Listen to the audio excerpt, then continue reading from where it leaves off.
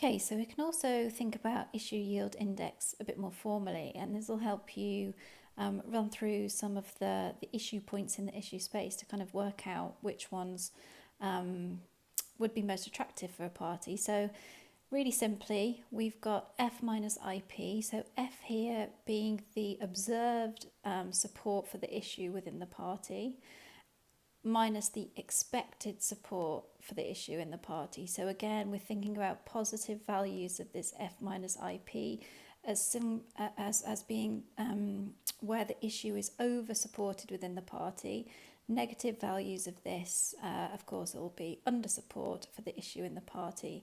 And as we spoke about in the last video, this has to be weighted by the credibility, and in this case, the credibility internal to the party. So those folks who are already supporting the party, how credible do they think the party is in delivering on that particular issue?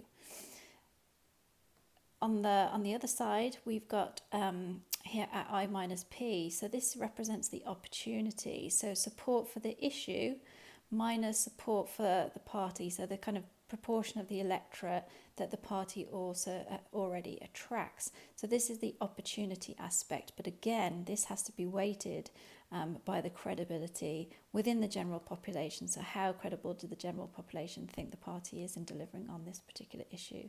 The denominator here is simply just normalizing FI and P.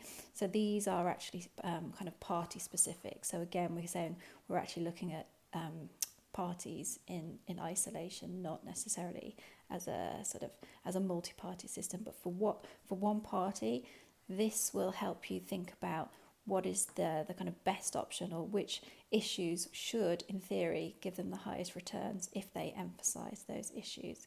Now, pop a few numbers into these into this equation, pick a few points in the issue space and work through the logic and try and think about, okay, what we're doing here is trying to maximize this issue yield index, and those are the issues that a party should focus on.